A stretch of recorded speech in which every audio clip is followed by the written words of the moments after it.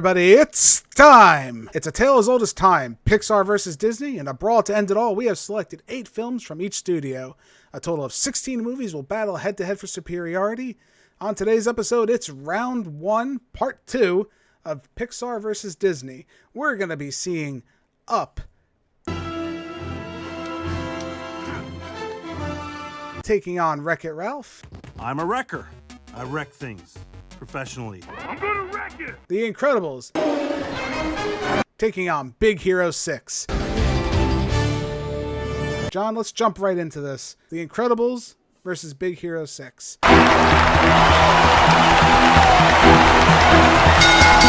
I felt like we were kind of on the same page with these two movies. I actually like The Incredibles a little bit more than you. What are you leaning more towards in this battle? As of right now, I am leaning towards Big Hero 6. I feel like the characters stand out more in Big Hero 6. Like with Baymax, I feel like he's more Merchandisable? Maybe. But even not that, I feel like the movie's just a little bit better. I don't know. I can't agree with you on that front. I'm sorry, my friend. The Incredibles is definitely edging it out as far as, I see it at this point. The Incredibles is telling this amazing non-standard tale for superheroes. It's telling a family story while also incorporating that superhero genre that we all know and love today. That's unfortunately what Big Hero 6 is kind of doing wrong in some ways. While I do enjoy Big Hero 6, I had a good time with it, you have to admit the faults. You have to see that it is essentially just the Marvel formula all over again in animated form. While The Incredibles is telling this more entrancing storyline that's not standard today in superhero films that a lot of us wish, myself included, wish we got.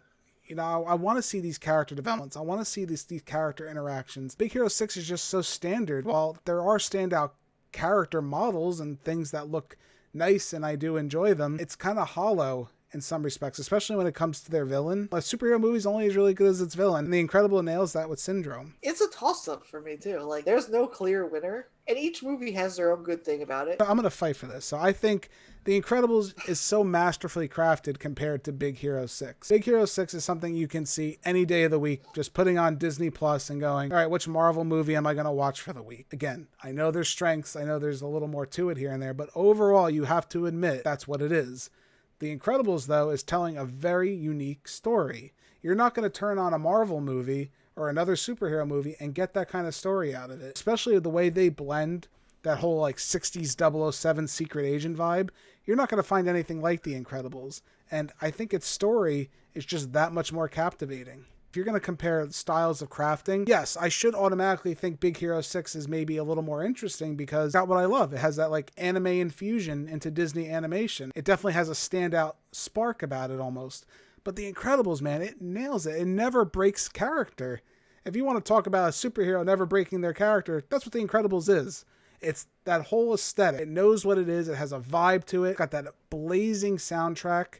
I mean, where does Big Hero 6 stand as far as soundtrack? I think at times I almost wanted to be turn on the Avengers and be like, did I hear that song before? Because it sounds like it. When they're forming the team, they're doing the whole team formation. I'm like, oh my God, it's the Avengers song. But The Incredibles just, it is unique. It's going to stand out. If you're going to ask who's going to last longer in the realms of memorability, it's going to be The Incredibles film. Like I said, I think The Incredibles just stands the test of time for me. I think you're going to find it hard to find an animated movie with this much character and style. While Big Hero 6 kind of tries to, it just can't break its chains. It can't break the cliche of Marvel stinkness on it. I think you've convinced me. I think I can go.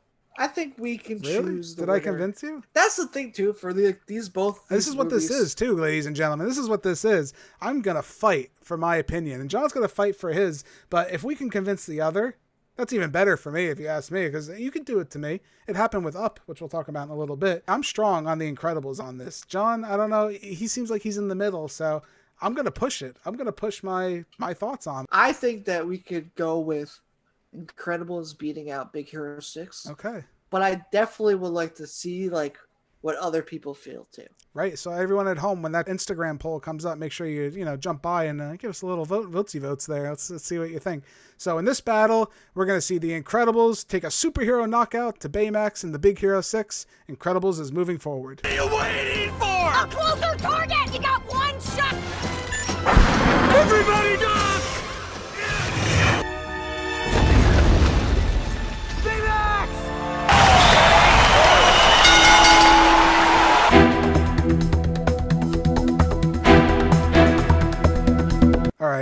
a battle that everyone's been waiting for. Everyone's been waiting for. Don't you dare say you haven't. It's Up versus WreckIt Ralph.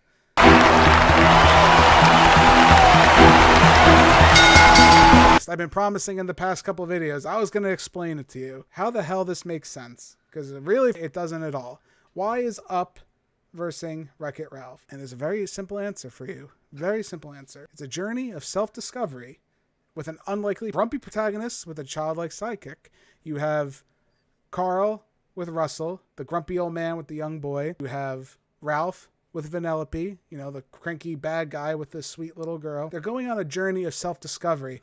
And both of these movies, I think, in unique climates, definitely cement that. I think we definitely have two very different stories telling almost a very similar story when you really look at it, because it is that journey of finding out who you are and what you're meant to do with your life. And while they have completely different tones at times, I think Wreck-It Ralph is more that strong comedy, while Up is more that dramedy. I think they both have their merits. Now, John, which one are you favoring towards? Which one are you leaning on, would you say? I lean on Up.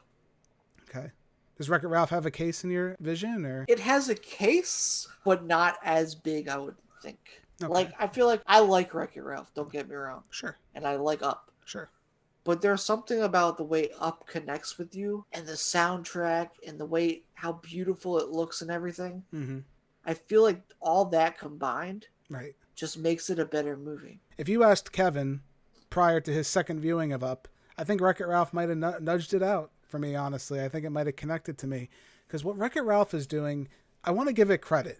I want to really give it credit here, because it's saying it's connecting people through a popular medium. A father and son sitting down watching Wreck-It Ralph are going to watch that movie. The father is going to see Pac-Man. He's going to see a vintage video game like Ralph. And they even make fun of it a couple times in Wreck-It Ralph, where it's like, oh, it's vintage is the new cool now. They make that comment. And you see like the more modern video game characters. You have like the Sonics. Bowser is like a huge, Mario characters are huge with kids. They love those characters. A father taking his son to bond with them. They're going to bond on a level with this movie. And they're going to really see Ralph's journey.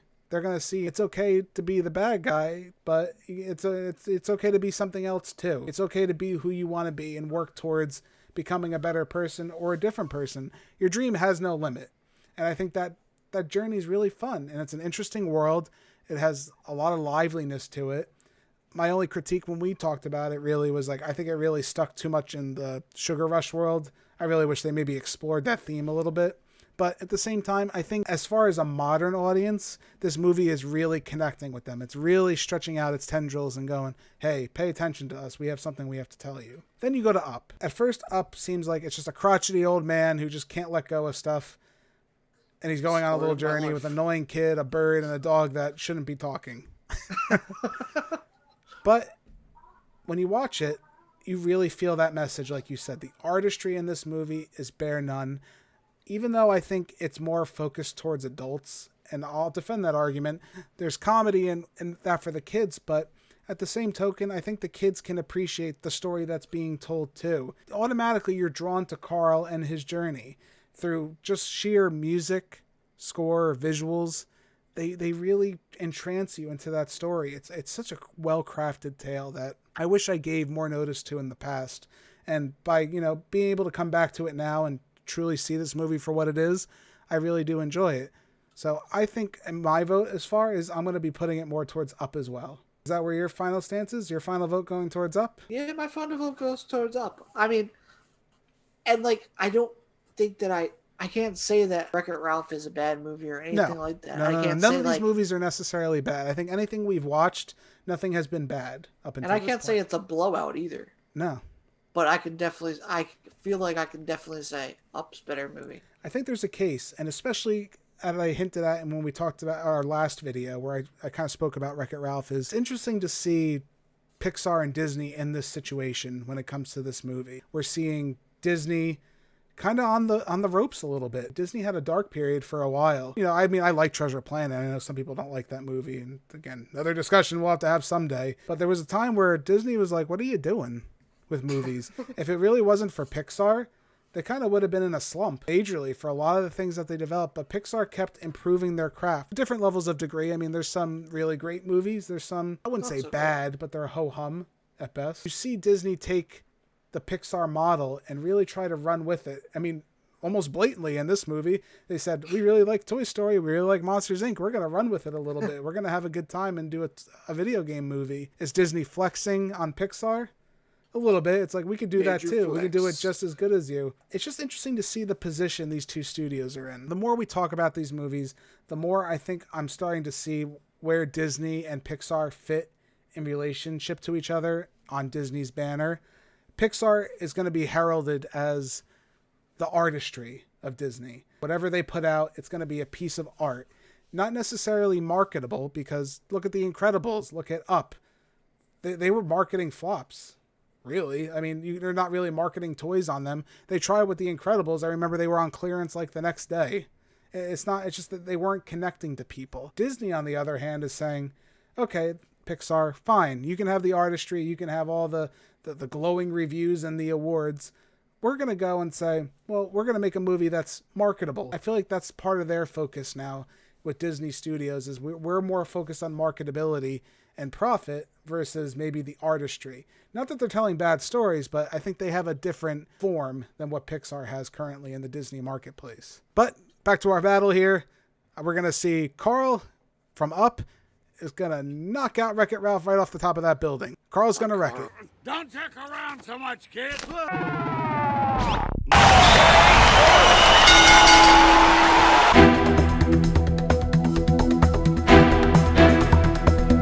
I feel like this series is starting to take shape. I think it's interesting I was able to convince you on the side of Incredibles. I'm curious to see what the people at home like to think, because on Instagram, right after this video, you're going to see a poll on there where you're going to have the option to tell us what we got right. You're going to see WreckIt Ralph versus Up. Then you're going to see The Incredibles versus Big Hero 6. And on that poll, I want you guys to vote. I want you to let your voices be heard. Did we get it right? Did we get it wrong?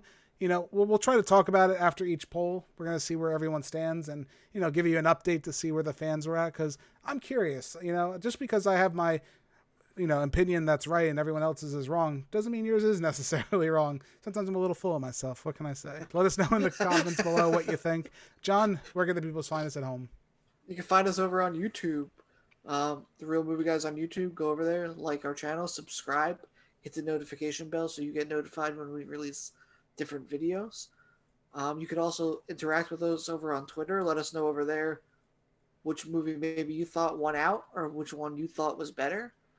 You can also, as we said, go over to Instagram. Let us know on the polls. Tell us your opinion.